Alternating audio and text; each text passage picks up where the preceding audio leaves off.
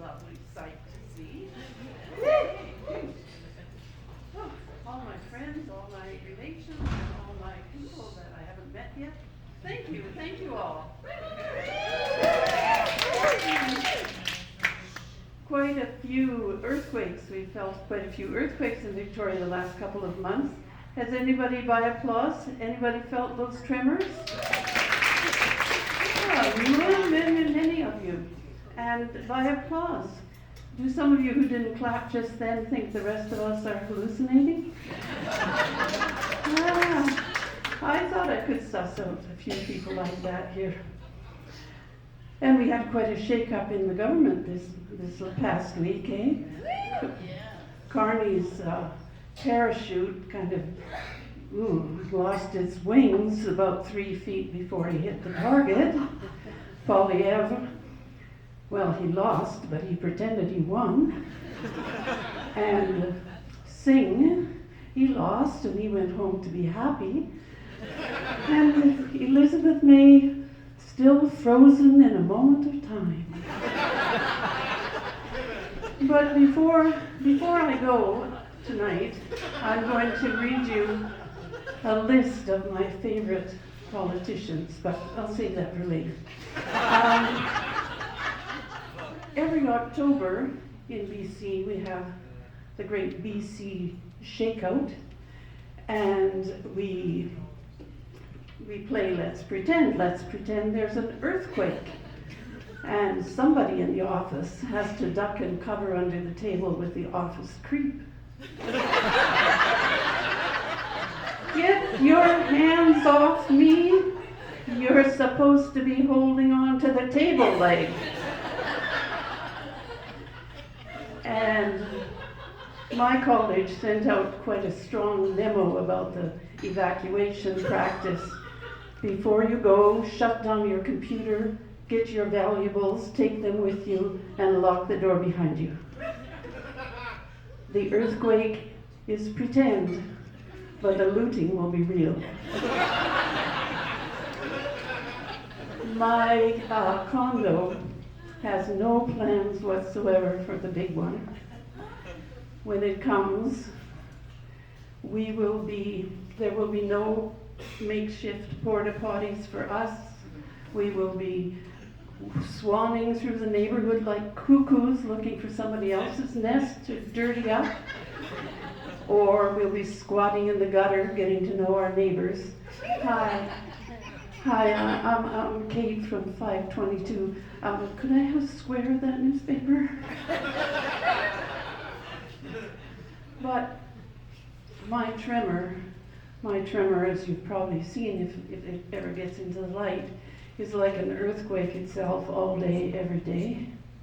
I'm an optimist though, so I go into a coffee shop and I order a little espresso in one of those little cups with the teeny saucers and the teeny tiny spoon. I pick it up and, you know, the cup starts rattling in the saucer, and the saucer starts playing bang bang with the saucer, the spoon starts playing bang bang with the saucer like some kind of echo-sexual ménage à trois. And finally, well, everybody in the room, they look. There was so much noise, so much clatter. When I finally make it to my table, I get a standing ovation. But back to my condo and its difficulties with the earthquake planning. I don't know what we're going to do for food, but we do allow pets in our building, so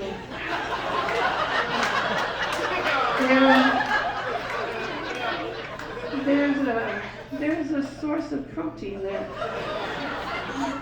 But my neighbors mostly have Shih Tzus and little Yorkies. Not much meat on those bones. So that is the prospect, folks, for when the big one comes. There will be looting, there will be weird biffies, and there will be starvation. So I don't know what you're waiting for. You need to pack up your stuff, gather your loved ones, and move to Edmonton. Now.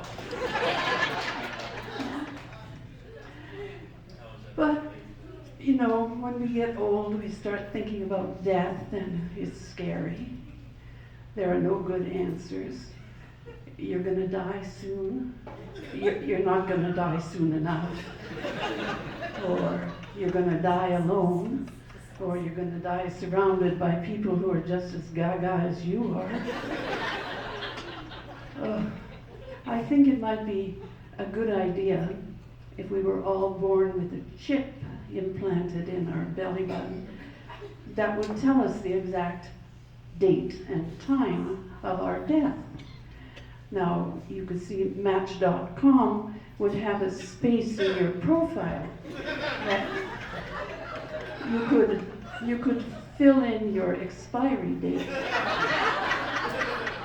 Oh, I'm going to die next week.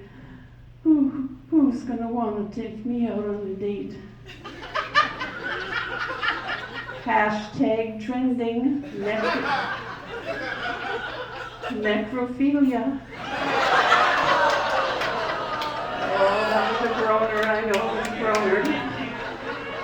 And what about those people who say, you know, the romantic sorts who say, oh, I couldn't imagine living on after my true love is dead.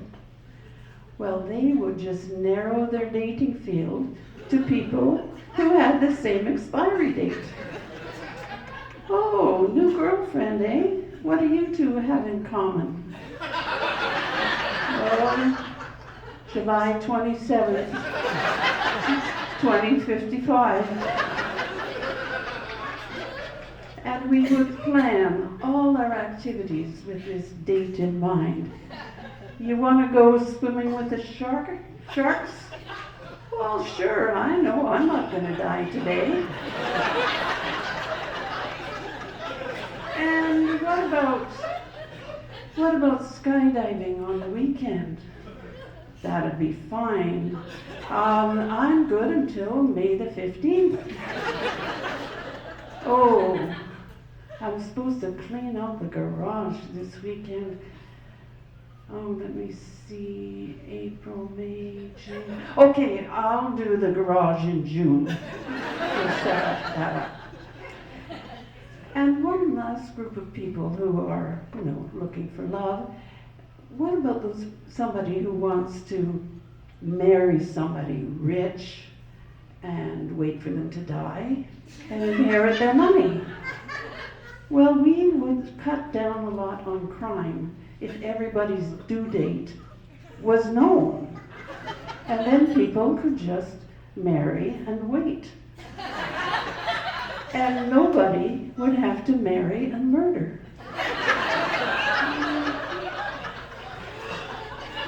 So, about that list I told you about, of all my favorite politicians, I'll just get it out here.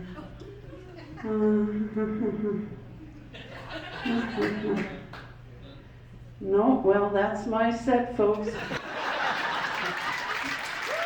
Thanks a lot.